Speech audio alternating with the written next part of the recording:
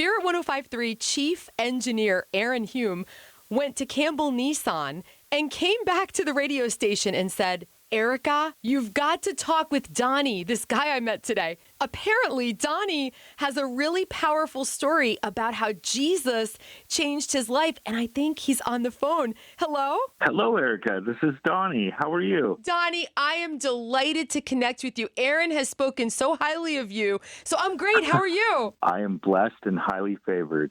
Tell me why. Because I'm a son of the King. Yes. That's what I hear. How did it happen? How did you find Jesus? Jesus, I found him next to a dumpster in a church in downtown Everett. They were having some community meal. I didn't want to have anything to do with religion or the church. Gentleman came outside, and I was deep in addiction. I didn't want to go inside. A man came out, put his arms around me, told me that he loved me and that Jesus loved me. And I had no love for myself, but the guy just poured out some love on me. He showed me the authentic love of Jesus, the person, and that's where I got it. Wow. And what does that authentic love feel like from your perspective, Donnie? Lacking nothing. Places that were empty were full. I felt identity, valued, loved. And remember, I was in a place where none of those things existed. I was surviving. And in that moment, God captivated my heart through the love of another person. And it was so good. I'm so thankful for that guy who showed you the love of God. What would you say to somebody who might feel like, I'm just not good enough for God to love me. I'm too far gone. I am at rock bottom, past the dumpster. There's no hope for me. What I would say is there's always hope. If there's breath, there's hope. I was criminal, drug addicted for 15 years, never thought I would get hired anywhere. And I prayed. I heard God's voice in this county jail say that if you're faithful in small things, I'll put you in charge of greater things. And at 36 years old, I was thinking, I have no future, I have no life. But he made a way and ran into a friend of mine who had gotten sober and got a job. And I got a job at Campbell Nissan on the corner of 205th and Aurora. Come on, shout out. Yeah, this place saved my life. I came here. It was not normal, for sure. We have a chaplain here. His name was Jay. I was in this guy's office, and he showed me grace upon grace, and I was a hard case.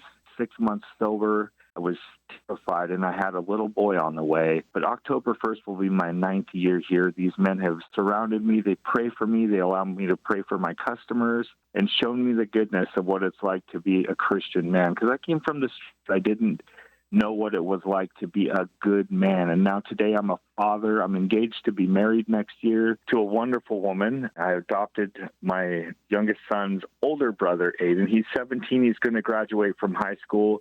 And I cannot believe that God has given me two amazing children and an amazing place to work where I can pour out into people here, and the people and leadership here pour into me. So forever grateful. Incredible.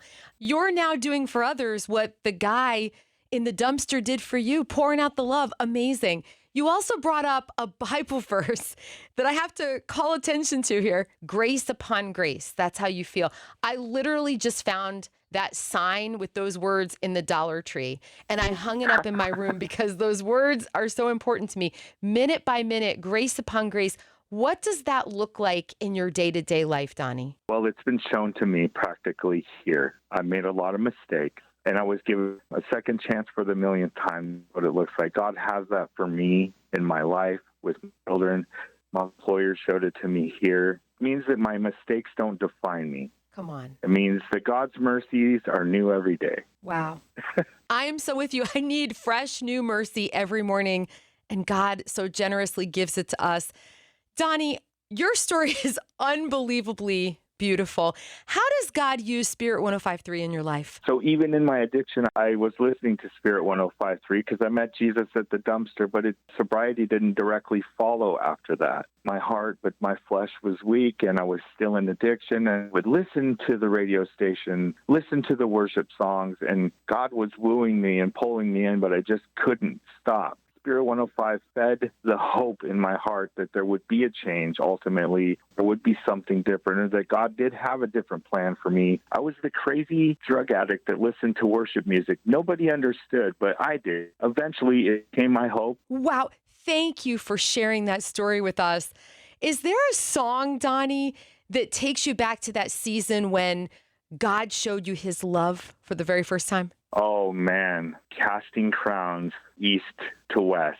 That song will forever live in my heart because God's forgiveness, his love is ununderstandable but tangible. That song gave me hope in the middle of the valley because I didn't have any, but they kept saying that forgives me as far as the east is from the west, and I don't have to be the man that I've been. And it just gave me hope to pursue Jesus. Yeah, all I can say is praise the Lord Jesus. Wow. It is so wonderful to hear your story. Aaron was 100% right.